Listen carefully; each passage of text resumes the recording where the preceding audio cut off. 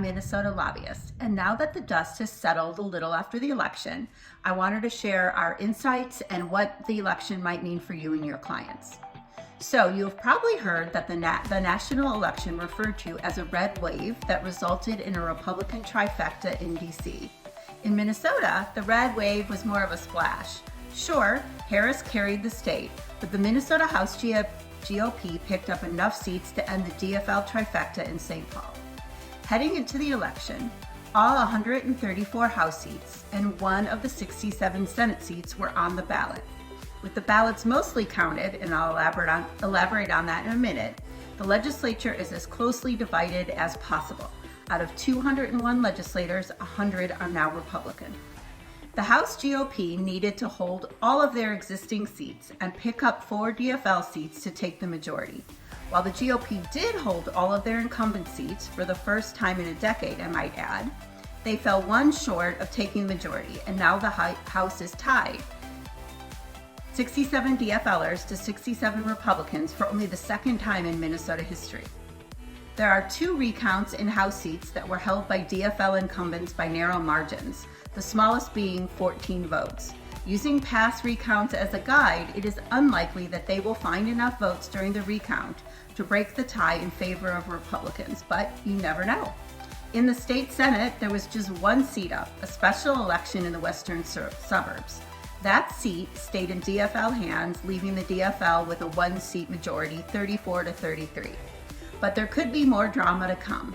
You may remember that that DFL Senator Nicole Mitchell was arrested last spring and charged with burglarizing her stepmother's home in Detroit Lakes. Senator Mitchell's trial is scheduled for the end of January. Her absence for trial, as well as any fallout from the results of the trial, could leave the Senate in a tie as well.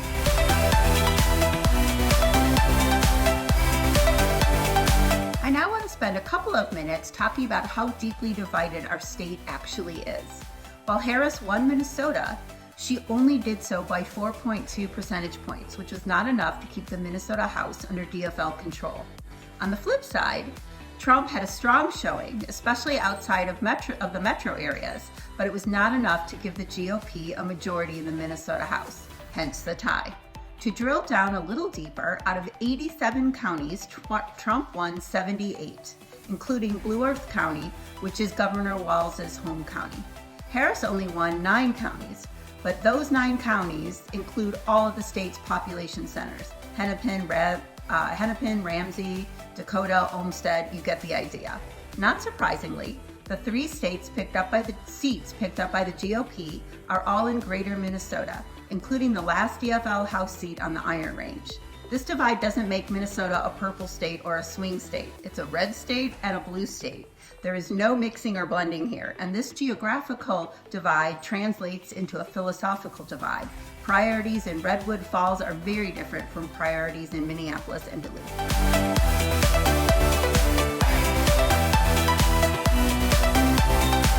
So what in the world does this all mean for the 2025 legislative session?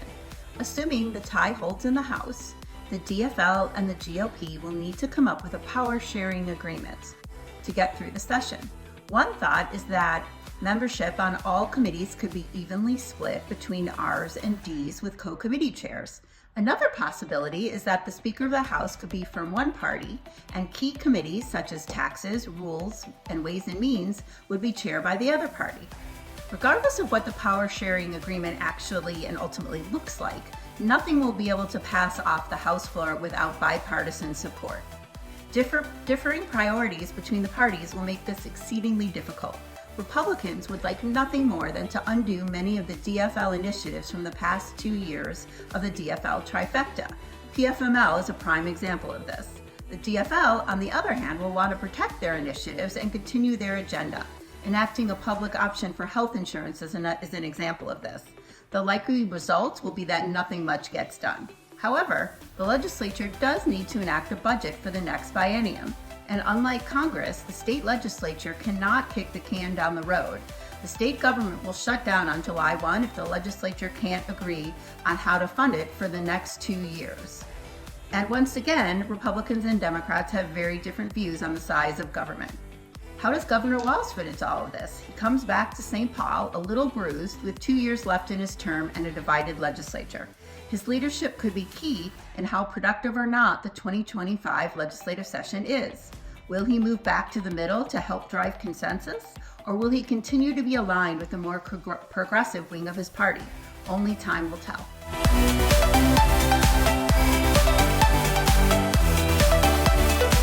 While all this political drama plays out at the legislature, we have begun partnering with the Department of Commerce on how best to navigate the current challenging market conditions.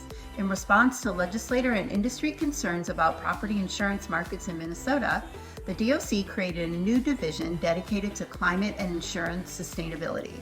Former Assistant Commissioner of External Affairs, Peter Brickwitty, has been tapped to lead this effort. As a first step, Peter reached out to the Big I to set up a listening session to better understand what our members and their clients are experiencing.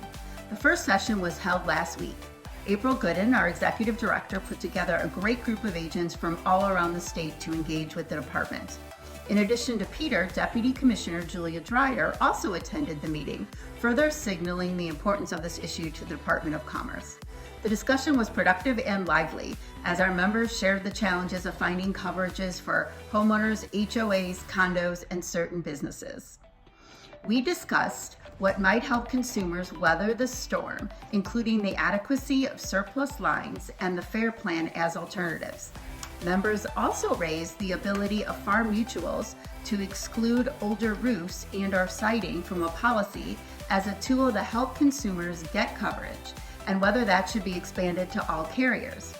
The DOC also shared that they are seeing an increase in complaints regarding property management firms making insurance and contractor recommendations to their residents. This is something our members have been concerned about for some time, and it was good to hear that the DOC is equally concerned and is looking into what to do about this. With an eye towards blunting future hard markets, the DOC talked about potential efforts to revise the state building codes to include weather-resistant materials, as well as their efforts to fund the Fortified Grant program that was passed a couple of years ago. This meeting was the first of an ongoing dialogue and hopefully a partnership that will develop solutions where possible, and perhaps more importantly, a partnership to educate public policymakers to prevent good intentions from creating further havoc. If you would like to be involved in future meetings, please let us know. Thanks for watching, and see you next time.